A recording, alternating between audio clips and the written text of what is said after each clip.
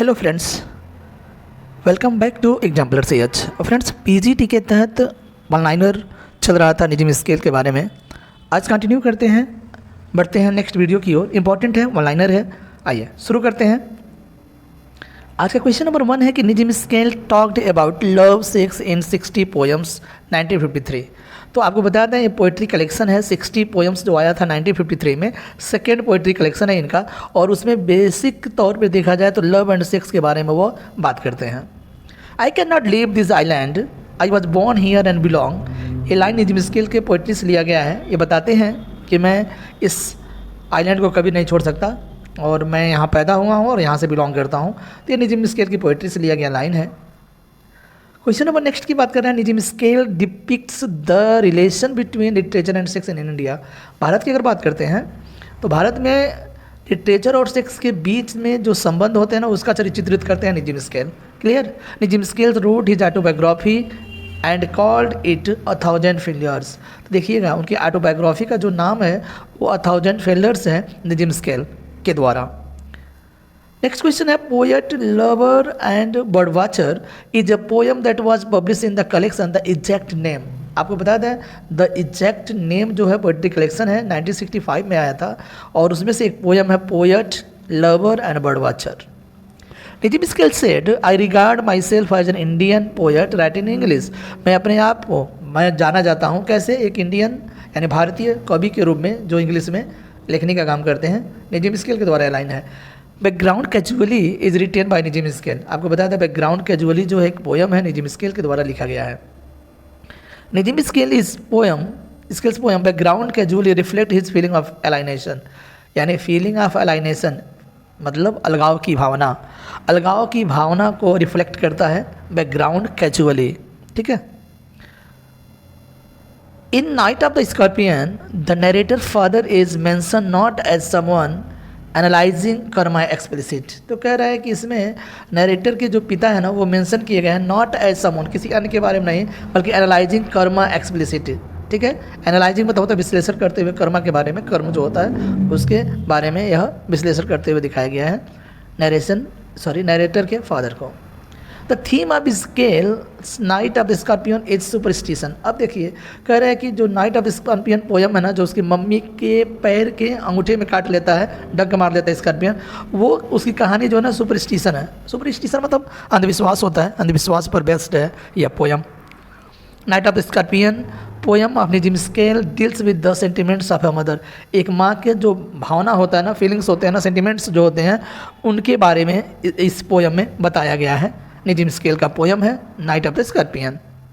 इसमें माँ बोलती है कि अच्छा हुआ कि जो दर्द मिल रहा है ना, मुझे मिल रहा है, और अब मेरे बच्चों को छोड़ करके उस स्कॉर्पियन ने, बिच्छू ने मुझे डंक मारा है, ये सबसे अच्छी बात है। माँ ने ऐसा बोला है कि जिस दर्द से मैं गुजर रही हूँ वह दर्द मेरे बच्चों को होता अगर उन्हें डंक मारा होता। तो कुछ इस तरह का है। आगे बढ़ते हैं। Nissim Ezekiel's wrote Naipaul's India and mine. ये देखिए, उनका एक वर्क है नेपाल इंडिया एंड माइन, 1965 में पब्लिश होता है पोएम वर्क। और उन्होंने लिखा है नेपाल के बारे में अगर बात करते हैं तो BS नेपाल इनका पूरा नाम है, और 2001 में ये नोबेल प्राइज़ भी इन्हें मिला है। ठीक है। आगे बढ़ते हैं। Barbaric city with slums deprived of seasons blessed with rains, here the barbaric city is Bombay. तो आपको बताते हैं, कह सकते हैं भारत का सबसे बड़ा जो स्लम एरिया है ना, वो मुंबई का है। तो बारबरिक सिटी मतलब बारबरिक मतलब असभ्य होता है, एक असभ्य शहर बारबरिक सिटी बोला गया है, जहाँ वो खुद पैदा हुए थे। और कह रहे हैं कि सिक विथ स्लम यानी स्लम से भरा पड़ा है। डिप्रीव्ड ऑफ सीजन्स मौसम से वंचित है, और लेकिन बारिशों का झमाझम आशीर्वाद मिलता रहता है वहाँ पर। और जो बारबरिक सिटी बोला गया वो बॉम्बे को बोला गया है। ठीक है। Nissim Ezekiel said poetic reasonableness is the soul of poetry. ठीक है। तो ध्यान रखिएगा, पोएट्री को उन्होंने डिफिनेशन दिया है, poetic reasonableness is the soul of poetry. According to Nissim Ezekiel the aim of literature is discovery and expression of truth. तो लिटरेचर का जो एम होना चाहिए वो discovery and expression of truth, यानी सत्य का प्रकटीकरण होना चाहिए और डिस्कवरी, उसकी खोज होनी चाहिए। निजी स्केल से एडुकेटेड कल्चरल सिंथेसिस, सिंथेसिस में होता है वो विश्लेषण होता है। ठीक है। मतलब संश्लेषण होता है, तो सांस्कृतिक संश्लेषण को एडवोकेट करते हैं निजिम स्केल। लिंडा हेस बोलनी है उन्हें निजिम स्केल को, a poet of body, of the body, ध्यान रखिएगा, ऑफ द बॉडी है, a poet of the body, Linda Hess ने बोला है निजिम स्केल के बारे में। The mother is beaten by the scorpion, night of the scorpion, तो आपको बता दें स्कॉर्पियन के द्वारा मम्मी को बीटन कर लिया जाता है, काट दिया जाता है, नाइट ऑफ द स्कॉर्पियन में। The background of night of the scorpion is rural, तो अगर बैकग्राउंड की बात कर रहा है, पृष्ठभूमि की बात कर रहा है, तो वह एरिया क्या है, रूरल है। It is written free words, और फ्री वर्ड्स में लिखा गया है।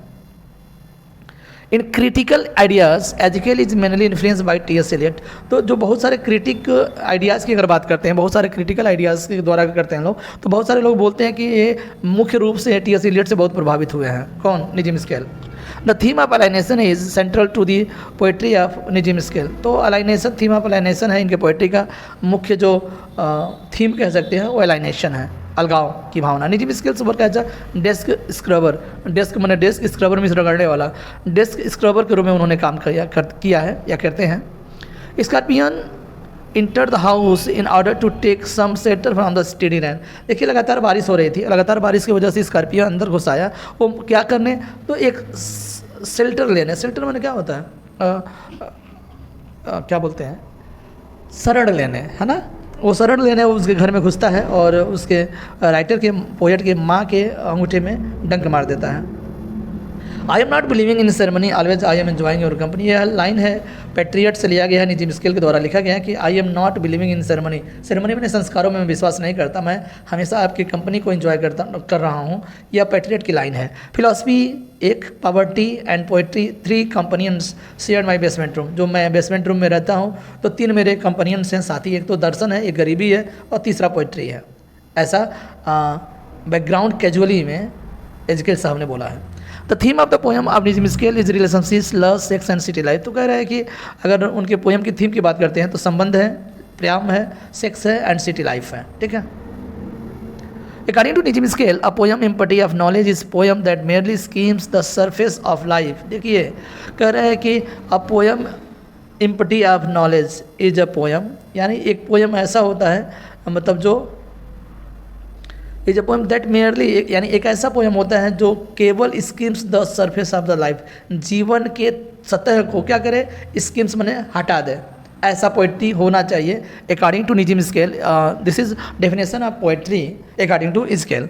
Nissim Ezekiel call himself a poet rascal clown was born, ये अपने आप को poet rascal clown was born बोलते हैं खुद अपने आप को Nissim Ezekiel. Nissim Ezekiel said a poem is an episode but poetry is something more, देखिए इंपॉर्टेंट, देखिए पोएट्री का गजब गजब का डिफिनेशन इन्होंने दिया है। A poem is episode but poetry is something more, important है। The night of scorpion appears the exact name 1965, तो ये जो द नाइट ऑफ स्कॉर्पियन है ना, वो 1965 के जो पोएट्री कलेक्शन आया था द एग्जैक्ट नेम के नाम से, उसमें यह अपीयर होता है। The best poets waits for words, Nissim Ezekiel's poet love and word watcher, लिखा गया ये लाइन जो है, the best poets waits for words, यानी अच्छे जो पोएट्स होते हैं ना वो शब्दों का इंतजार करते हैं। निजिम स्केल के पोएट लव वर्ड वाचर में यह लिखा गया लाइन है, दिया गया लाइन है। My job is such no one is giving me bribe, मेरा जॉब ऐसा है कि कोई भी मुझे घूस नहीं देता है। निजिम स्केल का द रेलवे कलर के पोएम है, उस पोएम में ऐसा बोला गया है। Ancient Indian wisdom of 100% correct, इन्होंने बोला है कि जो प्राचीन भारतीय बुद्धिमत्ता है वो 100% करेक्ट है। निजिम स्केल ने यह लाइन लिया है पैट्रियट से। Nissim Ezekiel said I want a human balance humanly, कह रहे हैं कि मैं चाहता हूँ ह्यूमन बैलेंस, यानी मानव संतुलन बना रहे, ह्यूमनली मतलब मानवतापूर्वक। तो स्केल की लाइन है, इंपॉर्टेंट लाइन है। Nissim Ezekiel said that the aim of literature is discovery and expression of truth, ये हो चुका है, रिपीटेड क्वेश्चन है कि लिटरेचर का जो उद्देश्य होना चाहिए वो रिकवरी और एक्सप्रेशन ऑफ ट्रूथ होना चाहिए। Night of the scorpion first person narration, तो कह रहा है कि यह नाइट ऑफ द स्कॉर्पियन जो 1965 में पब्लिश हुआ था, फर्स्ट पर्सन नरेशन है। The mother was stung on the, तो मम्मी को कहाँ पे, उसके अंगूठे में, पैर के अंगूठे में स्टंग किया गया था। The patients believe that movement of the scorpion is bad for the mother, और कह रहा है कि जितना मूवमेंट करेगा स्कॉर्पियन बिच्छू उतना ही उसकी माता के लिए बेकार होगा, बुरा होगा। ये रहा कुछ इंपॉर्टेंट लाइनर। अब चलते हैं हम ऐसे कुछ पोइट्री का नाम ले लेते हैं जिसमें जो पोइट्री कलेक्शन में जो इंपॉर्टेंट पोएम है ना उनके बारे में बात कर लेते हैं। जैसे लिखा है to a certain lady a time to change something to pursue on an African mask good revealed, on meeting a pedant, the double horror, communication, poetry, history, commitment, ये सब क्या है, ये टाइम टू चेंज 1952 यानी first poetry collection के important poem है, ध्यान रखिएगा।